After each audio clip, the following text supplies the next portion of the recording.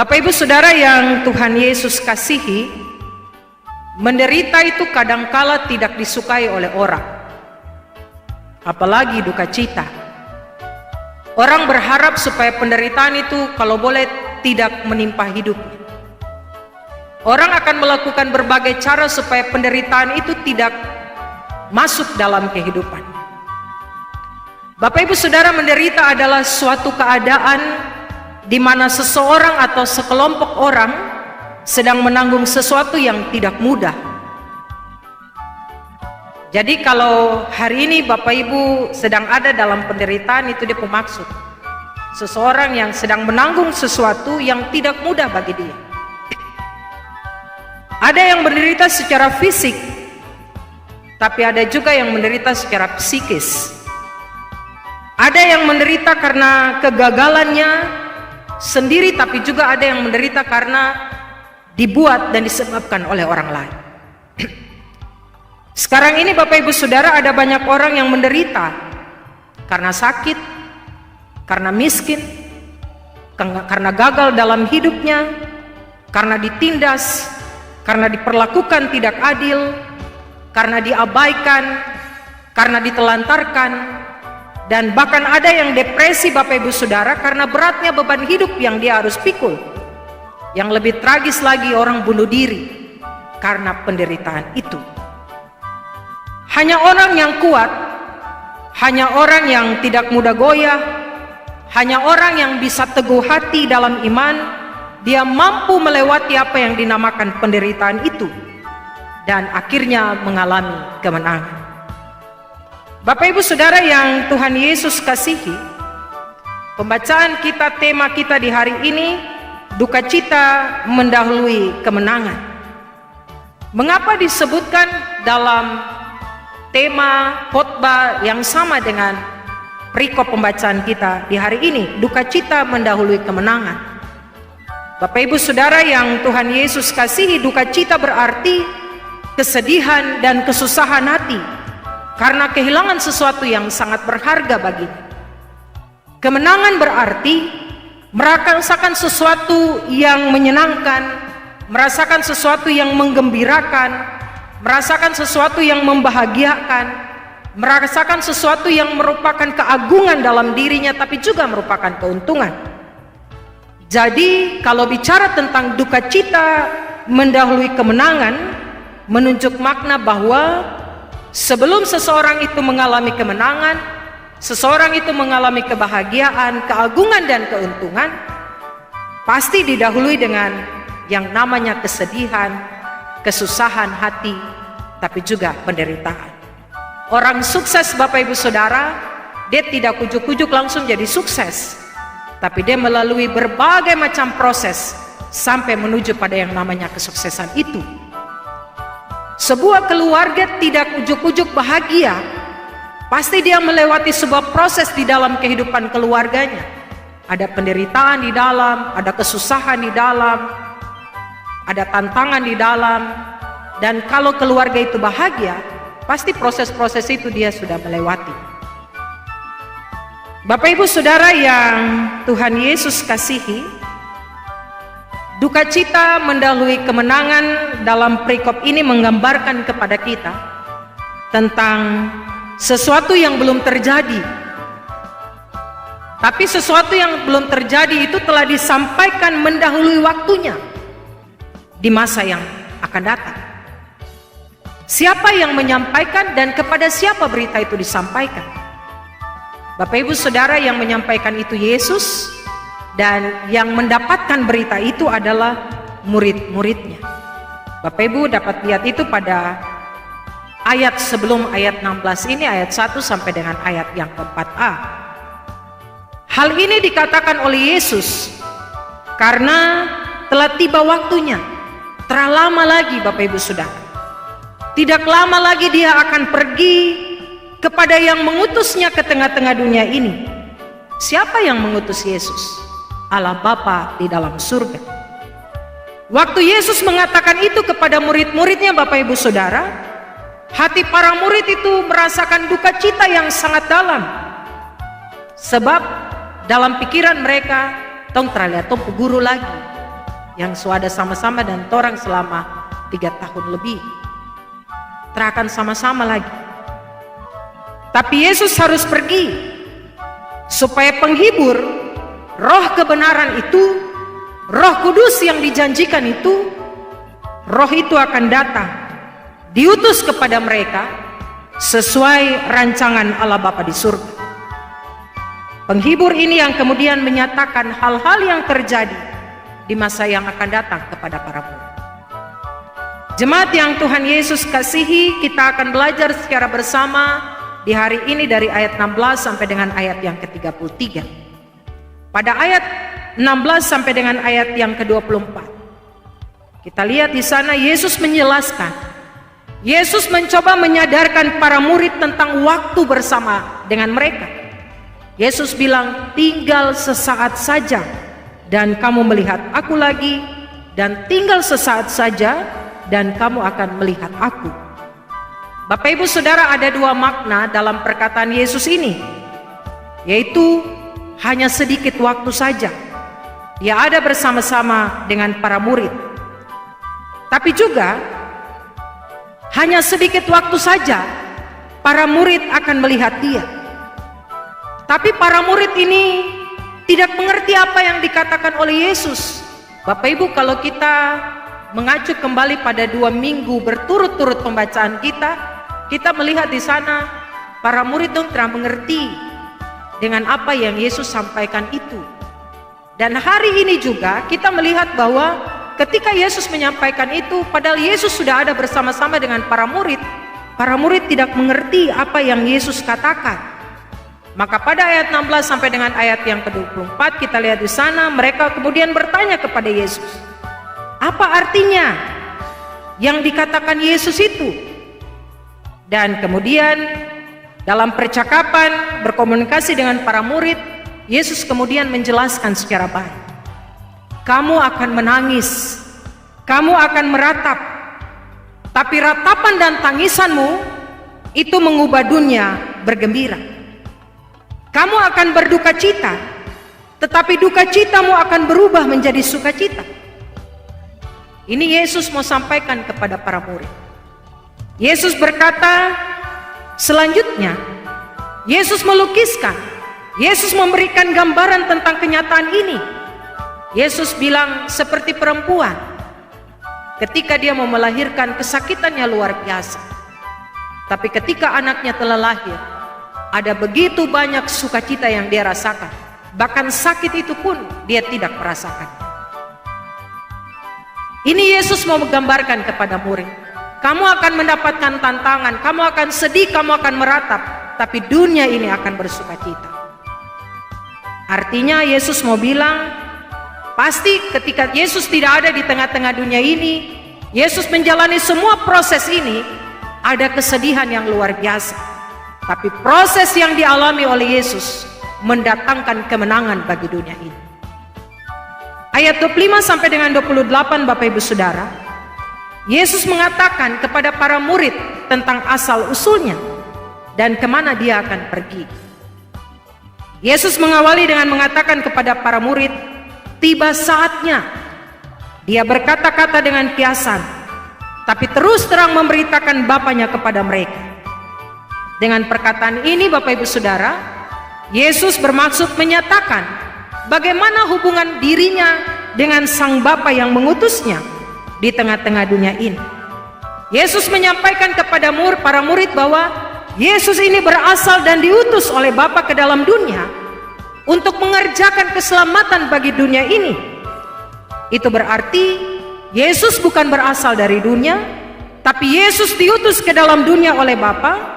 Karena itu, sesudah dia menyelesaikan tugasnya selanjutnya adalah dia harus pulang kembali kepada Bapanya yang mengutusnya. Dan ini rahasia yang Yesus mau menyatakan kepada para murid dengan terus terang. Jadi penderitaan, tantangan yang dia alami, yang ditanggung oleh Yesus dalam dunia ini adalah kehendak Bapanya, tapi juga menjadi pilihan Yesus sendiri. Hal yang ketiga Bapak Ibu Saudara, ayat 29 sampai ayat 33.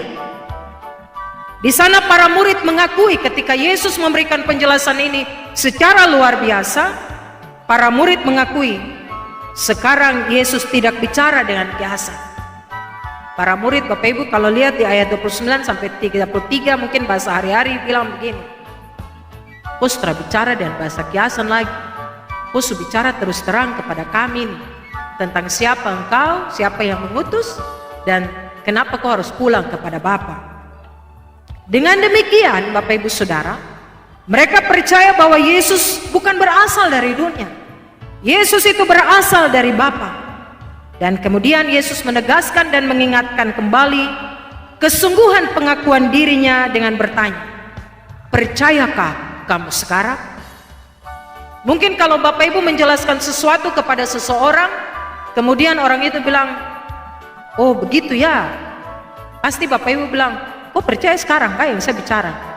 Nah itu sudah, Yesus bilang seperti itu. Percayakah kamu sekarang?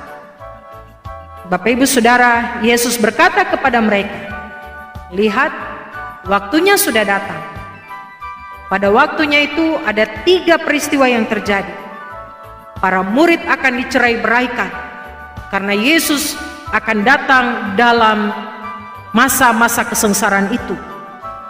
Yang kedua, waktunya akan datang bahwa para murid tidak kuat. Para murid akan meninggalkan Yesus dalam masa-masa kesengsaraan itu.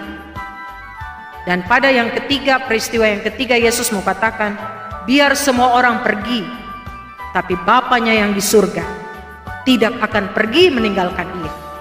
Bapanya di surga tetap akan menyertai. Jemaat, apa makna bagian ini untuk kita dalam masa-masa raya sengsara Yesus? Saya selalu katakan bahwa peristiwa-peristiwa gerejawi tidak boleh dirayakan biasa-biasa saja sehingga orang lupa maknanya. Hari ini kalau Bapak Ibu Saudara kita merenungkan bagian ini, tapi juga masa-masa raya sengsara Yesus, ada banyak orang yang tidak memahami dengan baik apa sih maksud dari masa-masa raya sengsara itu. Hari ini kita sudah masuk di masa raya sengsara Yesus yang ke-6 dengan sorotan tema duka cita yang mendahului kemenangan. Bagian ini mau menjelaskan kepada saya dan Bapak Ibu Saudara supaya kita pulang dan kita renungkan dan kita kerjakan bagian ini yang harus kita kerjakan. Mengalami penderitaan Bapak Ibu Saudara merupakan cara Allah untuk memurnikan iman setiap orang percaya. Penderitaan dalam bentuk apapun adalah sesuatu yang pasti menjadi bagian hidup setiap manusia. Tetapi bagi orang yang memiliki kepastian bahwa Tuhan Yesus telah menjalaninya dengan taat sampai akhirnya, dia akan keluar menjadi orang yang menang dan kuat.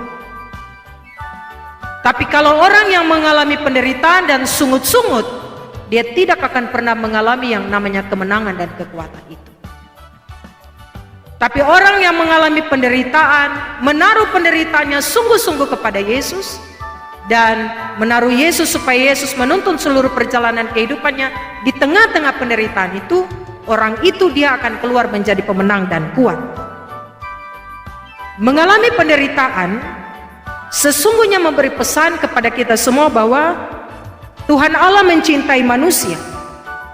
Menderita dengan sabar sambil terus berpengharapan sungguh kepada Tuhan harus menjadi gaya hidup orang-orang percaya. Jangan menderita baru cari-cari orang lain salah. Sakit baru bilang, tetangga sebelah yang bikin saya jadi. Sakit terus bilang, nanti di Pulau Kosong tuh ada orang yang bisa bantu kasih sembuh. Tapi mungkin saja makan betul jadi mengakibatkan sakit. Terkoreksi diri dulu baru cari-cari orang lain salah. Itu orang yang menderita dengan tidak sabar. Ada persoalan di dalam kehidupan keluarga, orang itu yang bikin sampai saya punya persoalan ini. Tapi tidak membuat koreksi diri. Sebenarnya persoalan ini mungkin terjadi karena keluarga sendiri yang melakukan. Itu orang-orang yang tidak sabar Bapak Ibu Saudara mengalami penderitaan. Menderita dengan sabar harus terus berpengharapan kepada Tuhan, harus menjadi gaya hidup saya dan Bapak Ibu Saudara sebagai orang-orang percaya. Karena pengikut Kristus kita dinasehati untuk memikul salib setiap hari. Setiap orang, setiap keluarga pasti ada salibnya masing-masing. Yesus telah memberi contoh bagaimana menjalani penderitaan itu Bapak Ibu Saudara, sehingga kemudian berubah menjadi kegembiraan dan kemenangan abadi. Yesus melalui masa-masa penderitaan itu, dia dicambuk, dia diludahi, dia tidak dianggap. Pembacaan kita minggu kemarin dikatakan dia seperti domba yang dibawa ke pembantaian. Diam, tidak bicara apa-apa, tidak protes Bapak Ibu Saudara, tapi dia menjalani itu. Dia contoh teladan yang mengalami penderitaan dengan sabar, tidak sungut-sungut, tapi penderitaannya merubah sesuatu yang luar biasa menjadi kegembiraan kemenangan yang abadi. Hari ini saya dan Bapak Ibu Saudara memperoleh keselamatan dan kehidupan kekal, buah dari penderitaan yang Yesus alami. Setiap warga gereja saya dan Bapak Ibu Saudara, kita berhak menang melawan berbagai macam cobaan hidup seberat apapun. Kita harus keluar menjadi orang-orang yang menang di tengah-tengah penderitaan yang kita alami. Menjalani hidup dalam kekuatan Tuhan membawa kita untuk tetap percaya bahwa sesungguhnya Tuhan itu dia berkuasa, Tuhan itu ada, Tuhan itu hidup bagi saya dan Bapak Ibu Saudara. Kalau penderitaan kemudian membuat kita lemah, dan tadi saya katakan mencari orang pintar, kemudian menyalahkan orang lain, kita sedang tidak punya pengharapan kepada Tuhan. Kita sedang tidak mengakui Tuhan bahwa Tuhan itu hidup. Kita sedang tidak mengakui Tuhan bahwa Tuhan itu berkuasa atas hidup saya dan Bapak Ibu Saudara. Tapi menjalani hidup dalam kekuatan Tuhan membawa saya dan Bapak Ibu Saudara percaya bahwa sesungguhnya Tuhan yang kita sembah itu Tuhan yang hidup, Tuhan yang berkuasa. Kekuatan orang Kristen dalam menghadapi berbagai persoalan ada pada kasih yang sempurna itu. Karena kasih yang begitu besar, maka dia datang ke dalam dunia, sehingga dia mengaruniakan anaknya yang tunggal, Yesus Kristus, supaya setiap orang yang percaya kepadanya tidak binasa, melainkan beroleh hidup yang kekal. Menutup renungan ini ada sebuah cerita Bapak Ibu. Ada seseorang yang berdoa dan minta kepada Tuhan, Tuhan, saya punya tanaman di depan itu bagus, indah. Tapi ternyata yang terjadi adalah di tamannya itu ada tumbuh banyak kaktus. Dia protes, dia marah Tuhan. Saya minta tanaman yang indah, kenapa Tuhan kok kasih saya itu kaktus? Tuhan bilang sabar, lihat dulu apa yang terjadi dengan kaktus itu. Bapak Ibu berjalan beberapa waktu, kaktus yang berduri itu, dia tumbuh dan menghasilkan buah, bunga-bunga yang sangat indah. Kemudian Tuhan sampaikan kepadanya, lihat itu ke tanaman keluar dan lihat di luar. Ternyata dia punya tanaman kaktus itu berbunga yang sangat indah, dan tamannya dipenuhi dengan kupu-kupu yang sangat luar biasa. Makna cerita ini adalah kadangkala kita tidak sabar dalam penderitaan. Bapak Ibu Saudara, setiap penderitaan pasti ada pelangi indah yang Tuhan siapkan bagi kita. Setiap hujan badai yang lebat pasti ada pelangi indah yang Tuhan siapkan bagi kita. Pelangi indah adalah wujud janji Tuhan bahwa Dia akan menyertai kita dalam setiap perjalanan kehidupan kita. Siapa yang bertelinga hendaklah ia mendengar. Tuhan memberkati firman-Nya dan menolong kita semua. Amin.